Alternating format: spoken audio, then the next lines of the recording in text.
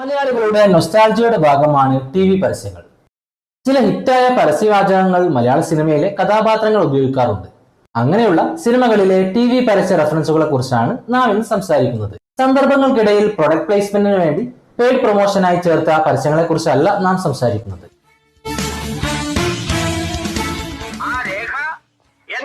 1998 ഫാസിൽ ചിത്രം ഹരികൃഷ്ണൻ സിനിമയിൽ മമ്മൂട്ടിയും മോഹൻലാലും ചേർന്നുകൊണ്ടാണ് അക്കാലത്തെ ഏറ്റവും പ്രസിദ്ധമായ ഒരു പരസ്യവാചകം പറയുന്നത്. ഞാൻ തന്നെ ഫോട്ടോ എടുത്തത്. nothing official about it. Sachin Tendulkar, Azhar പോലെ പല താരങ്ങളും അഭിനയിച്ച് പുറത്തിറങ്ങിയ പെപ്സിയുടെ ഒരു പരസ്യമായിരുന്നു അത്. Pepsi, nothing official about it. Pepsi, nothing official about it.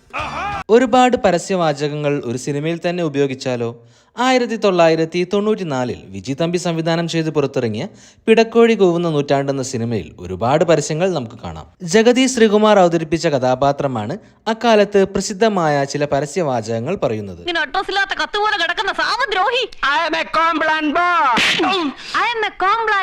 അന്നത്തെ കാലത്ത് ഏറ്റവും ഹിറ്റായ ഒരു പരസ്യമായിരുന്നു കോംപ്ലാന്റെ ഈ പരസ്യം. ഇന്നും ഇതേ വാചകങ്ങൾ തന്നെയാണ് അവർ ഉപയോഗിക്കുന്നത്.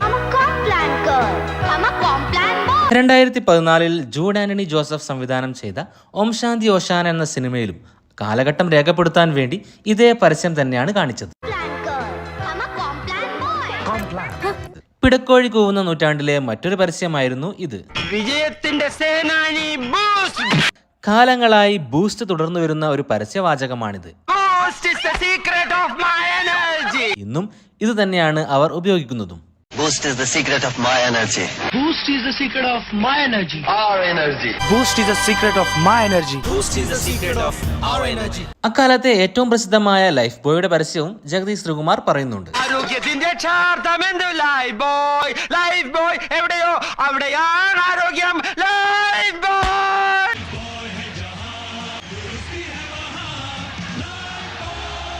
2013 ജോസ് തോമസ് സംവിധാനം ചെയ്ത ദിലീപ് ചിത്രമാണ് ശൃംഗാരവേലൻ. ആ ഒരു സിനിമയിൽ പരസ്യവാചകത്തെ സൂചിപ്പിക്കുമ്പോൾ അതിനെ ഇകഴ്ത്താനും കഥാപാത്രം ശ്രമിക്കുന്നുണ്ട്. വിശ്വാസം അതൊക്കെയാണല്ലോ എല്ലാം. അയ്യോ, ആ വാക്കുകളിലെ സകല വിശ്വാസവും പോയി. വിശ്വാസം വാക്കുകളിലല്ല, മാന്യമായ പ്രവൃത്തിയിലാണ് വേണ്ടത്. കല്യാൺ ജ്വല്ലേഴ്സിന്റെ പരസ്യമായിരിക്കാം അവിടെ സൂചിപ്പിച്ചത്. വിശ്വാസം അതല്ലേ എല്ലാം. ആദ്യം ദിലീപ് അവതരിപ്പിച്ച ഈ പരസ്യങ്ങൾ പിന്നീട് മഞ്ജു വാര്യരാണ് അവതരിപ്പിച്ചത്. അതായിരിക്കാം സിനിമയിൽ അങ്ങനെ ഒരു രംഗം വരാൻ കാരണമായതും. 2015 ഈ ഒരു പരസ്യവാചകം ടൈറ്റിലാക്കിക്കൊണ്ടൊരു സിനിമ തന്നെ വന്നിരുന്നു. മലയാളത്തിലെ ഏറ്റവും പ്രസിദ്ധമായ ഒരു ചിൽഡ്രൻസ് മൂവിയാണ് 2000 മാത്യു പോൾ സംവിധാനം ചെയ്ത് പുറത്തിറങ്ങിയ അയ്യപ്പൻ്റെ അമ്മ നെയ്യപ്പൻ ചുട്ടു. സിനിമയിലെ ഒരു ഗാനരംഗത്തിനിടയിൽ അന്ന് പ്രസിദ്ധമായ ഒരു പരസ്യഗാനവും പാടുന്നുണ്ട്.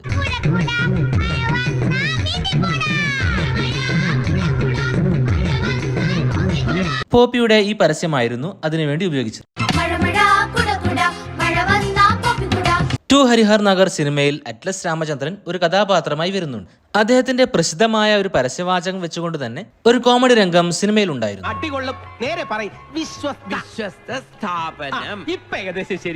അറ്റ്ലസ് ജ്വല്ലറി, ജനകോടികളുടെ വിശ്വസ്ത സ്ഥാപനം.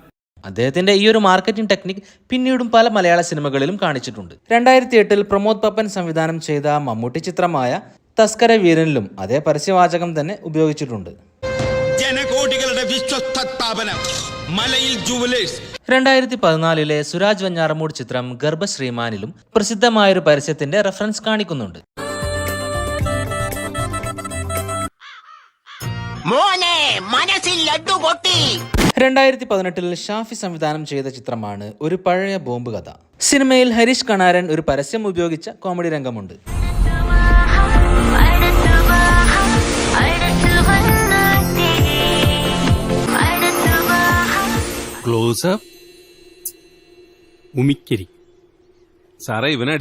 ക്ലോസപ്പിന്റെ വളരെ ഹിറ്റായ ആ ഗാനം തന്നെയാണ് സിനിമയിൽ ഉപയോഗിച്ചത്. ഇതുപോലെ ടി.വി. പരസ്യങ്ങളെ സൂചിപ്പിക്കുന്ന ഒരുപാട് രംഗങ്ങൾ മലയാള സിനിമയിലുണ്ട്. നിങ്ങൾക്കറിയാവുന്നവ കമന്റ് ചെയ്യുമല്ലോ.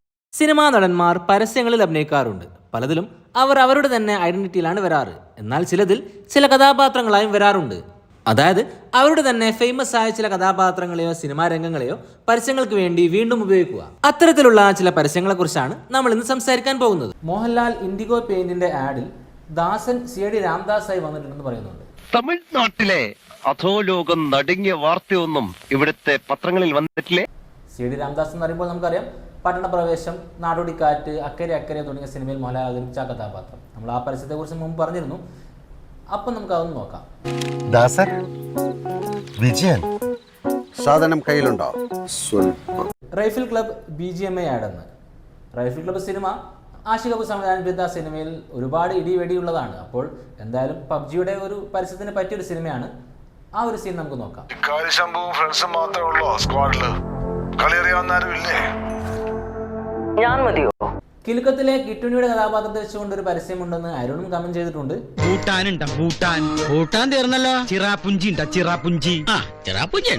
കിലുക്കം സിനിമയിലെ ഇന്നസെന്റ് കഥാപാത്രത്തെ വെച്ചുകൊണ്ട് ഒരു ലോട്ടറിയുടെ പരസ്യമുണ്ടെന്ന് റോബി കമന്റ് ചെയ്തിട്ടുണ്ട്. ക്രോണിക് ബാച്ചിലർ സിനിമയിൽ ഹരിശ്രീ അശോകനും മുകേഷും പുട്ടുണ്ടാക്കുന്ന ഒരു സീനുണ്ട്. ഇതെന്തൊരു പെരുവേറം കുറ്റിയാ? ഇട്ടിട്ട് നിറയില്ലെന്ന് പറഞ്ഞാ ഇത് എന്തൊരു പെരുവേറം കുറ്റിയാണ്. ഇട്ടിട്ട് നിറയുന്നില്ല എന്ന് പറഞ്ഞാൽ ആ സീൻ വെച്ചുകൊണ്ട് ഒരു പുട്ടുപൊടിയുടെ പരസ്യമുണ്ടെന്ന് നൗഫൽ കെ കമന്റ് ചെയ്തിട്ടുണ്ട്. ശ്രീകുട്ടാ, രാത്രി നിനക്ക് പുട്ടുവേണം നിർബന്ധമുണ്ടോ? ചപ്പാത്തി ആയാലോ? അല്ലടാ, ഇതിന്റെ ചില്ലിടാൻ മറന്നുപോയി. അല്ലടാ, ഇതിന്റെ ചില്ലിടാൻ മറന്നുപോയി. ജയ ജയ ജയ ഹേ സിനിമയിൽ പ്രധാനപ്പെട്ട ഒരു സംഭവമാണ് ഇടിയപ്പവും കടലക്കറിയും. ബേസിൽ അവതരിപ്പിച്ച രാജേഷ് എന്ന കഥാപാത്രത്തിന്റെ അമ്മ ഇടിയപ്പം ഉണ്ടാക്കുന്ന രംഗങ്ങൾ സിനിമയിൽ ഒരുപാട് കാണിക്കുന്നുണ്ട്. ഇടിയപ്പമാണ് ഇവിടെ എന്നും ഇടിയപ്പവും കടലക്കറിയാ. എന്നോ ഇങ്ങനെ ചില പിടിവാശിയൊക്കെ ഉണ്ടെങ്കിൽ ആള് പാവോ. ഈ സിനിമയിലെ കഥാപാത്രങ്ങളെല്ലാം ചേർന്നുകൊണ്ട് ഒരു ഇടിയപ്പം മാവിന്റെ പരസ്യമുണ്ട്. ഇന്നും ഇടിയപ്പാണോ അമ്മേ? ഇതിന് മാത്രം ഇതുവരെ ഒരു മാറ്റം ഉണ്ടായിട്ടില്ല. ഇന്നലെ രാജേഷേട്ടൻ കൊണ്ടുവന്ന ഡബിൾ ഹോസ് എവിടെ? അരുണായിരുന്നു ഈ ഒരു കാര്യം കമന്റ് ചെയ്തത്. ആ ഒരു പരസ്യത്തിലൂടെ ആ സിനിമയുടെ തുടർച്ചയായി രാജേഷ് വീണ്ടും കല്യാണം കഴിച്ചെന്ന് കൂടി കാണിക്കുന്നുണ്ട്. അവനാളങ്ങ് മാറിയല്ലേ. അതെങ്ങനെ?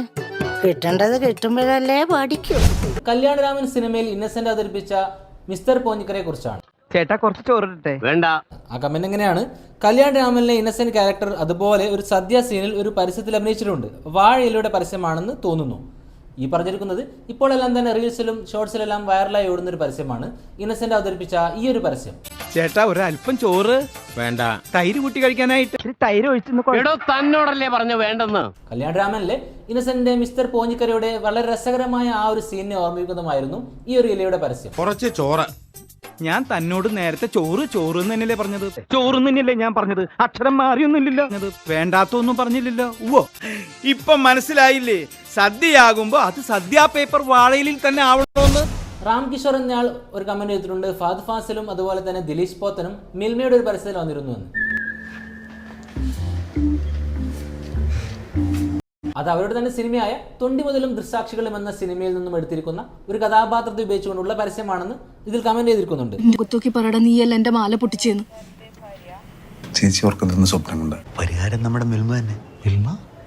2007 ശ്രീനിവാസനും മുകേഷും പ്രൊഡ്യൂസ് ചെയ്ത ചിത്രമാണ് കഥ പറയുമ്പോൾ. കഥ, തിരക്കഥ, സംഭാഷണം ശ്രീനിവാസനായിരുന്നു. സംവിധായകൻ M. മോഹൻ.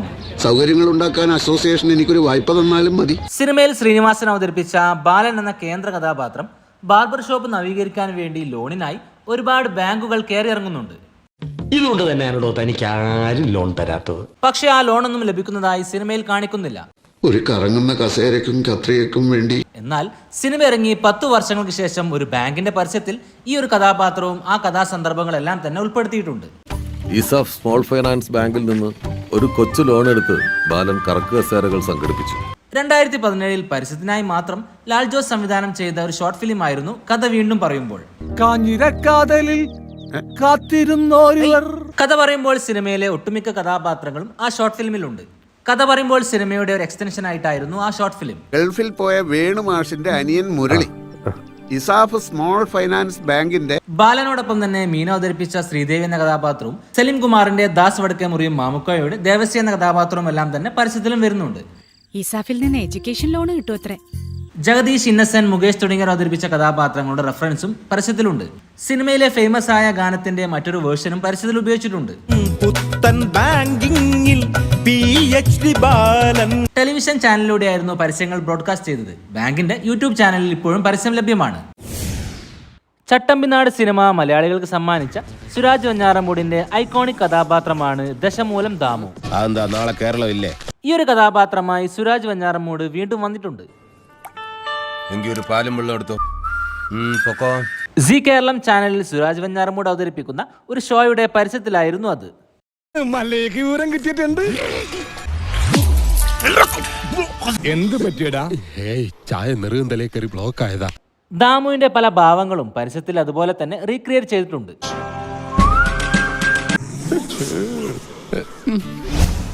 റാംജി റാവു സ്പീക്കിംഗ് സിനിമയിൽ മുകേഷ് അവതരിപ്പിച്ച കഥാപാത്രമായിരുന്നു ഗോപാലകൃഷ്ണൻ. ആ കഥാപാത്രത്തിന്റെ ഏറ്റവും ഫേമസ് ആയ ഒരു രംഗമായിരുന്നു ഇത്.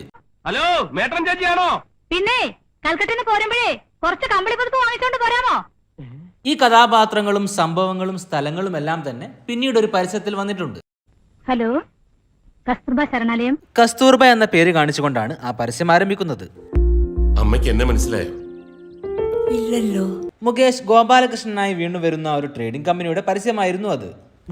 കുറച്ച് കമ്പിളിപ്പുതപ്പാ. കമ്പിളിപ്പുതപ്പേ കൽക്കട്ടന്ന് പോരുമ്പോഴേ കമ്പിളി പുതുപ്പ് വാങ്ങിച്ചോണ്ട് പോരാ. കമ്പിളിപ്പുതപ്പേ.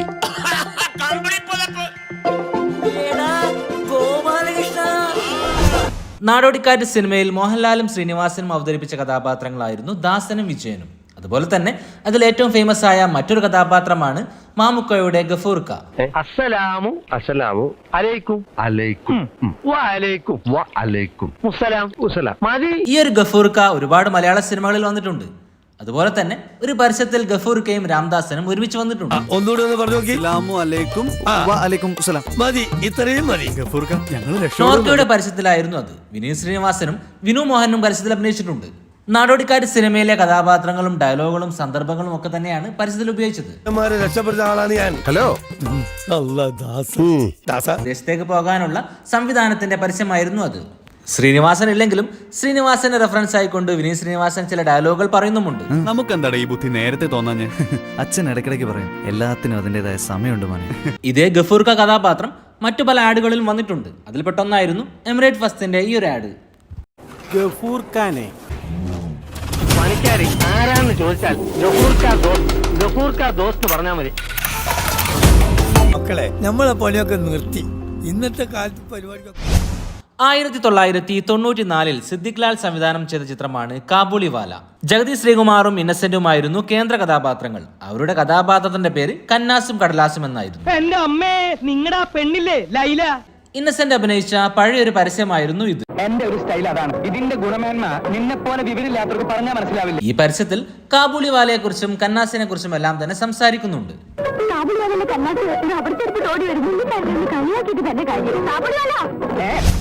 1991 റിലീസായ ചിത്രമായിരുന്നു സന്ദേശം. സത്യനന്ദിക്കാട് സംവിധാനം ചെയ്ത ആ ചിത്രം എഴുതിയത് ശ്രീനിവാസനാണ്. രാഷ്ട്രീയക്കാരെ കളിയാക്കാൻ വേണ്ടി ഇന്നും ആ സിനിമയിലെ രംഗങ്ങളാണ് പലരും ഉപയോഗിക്കാറ്. ആ സിനിമയിൽ ശ്രീനിവാസൻ അവതരിപ്പിച്ച വളരെ രസകരമായ ഒരു രംഗമായിരുന്നു ഇത്. അല്ല, റവല്യൂഷണറി ഡെമോക്രാറ്റിക് പാർട്ടിയിലെ ഒരു ബുദ്ധിജീവിയാണ് ഞാൻ. അല്ല, ഓൾ കേരള TDMന്റെ ഒരു ബുദ്ധിജീവിയാണ് ഞാൻ. സ്ക്വാഡിന്റെ ജീവാത്മാവും പരമാത്മാവുമാണ്. പാർട്ടി എന്റെ ജീവാത്മാവും പരമാത്മാവുമാണ്. ഈ ഒരു രംഗം ഒരു പരസ്യത്തിൽ ധ്യാൻ ശ്രീനിവാസനെ വെച്ചുകൊണ്ട് റീക്രിയേറ്റ് ചെയ്തിട്ടുണ്ട്.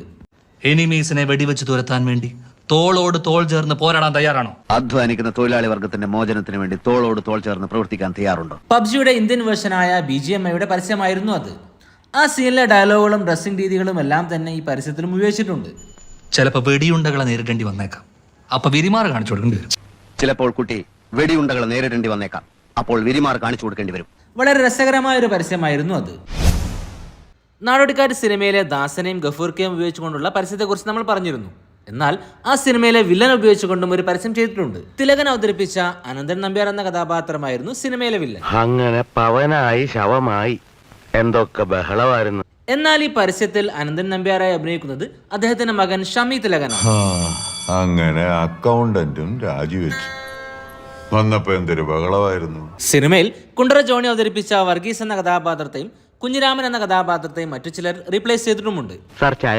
നിന്നോട് ഞാൻ ചായ ചോദിച്ചോടാ കുഞ്ഞിരാമ, കൊണ്ടുപോടാ. സാർ, നിന്നോട് ഞാൻ ചായ ചോദിച്ചോടാ കുഞ്ഞിരാമ, കൊണ്ടുപോടാ. നാടോടിക്കാറ്റ് സിനിമയിലെ കഥാപാത്രങ്ങളെയും പശ്ചാത്തലത്തെയും ഉപയോഗിച്ചുകൊണ്ടുള്ള വളരെ രസകരമായിട്ടുള്ള ഒരു ക്രിയേറ്റീവ് ആയിട്ടുള്ള ഒരു ആഡായിരുന്നു ഇത്. സ്ഫടികം സിനിമയിൽ ശ്രദ്ധിക്കപ്പെടുന്ന ഒരു വേഷമായിരുന്നു ഇന്ദ്രൻസ് അവതരിപ്പിച്ചത്. ആ കാലത്ത് തന്നെ ഇന്ദ്രൻസ് അവതരിപ്പിച്ച ഒരു പരസ്യത്തിൽ സ്ഫടികം സിനിമയുടെ റെഫറൻസുകൾ ഉണ്ടായിരുന്നു.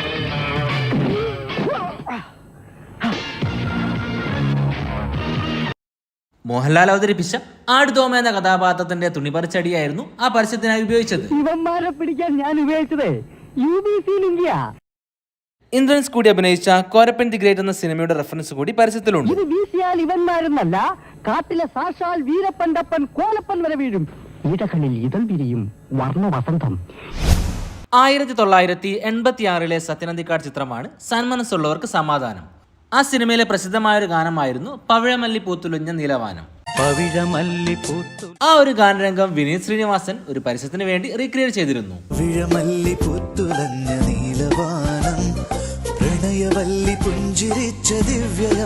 ഞാൻ അച്ഛനെ ഒന്ന് ഇമിറ്റേറ്റ് ചെയ്തതാ.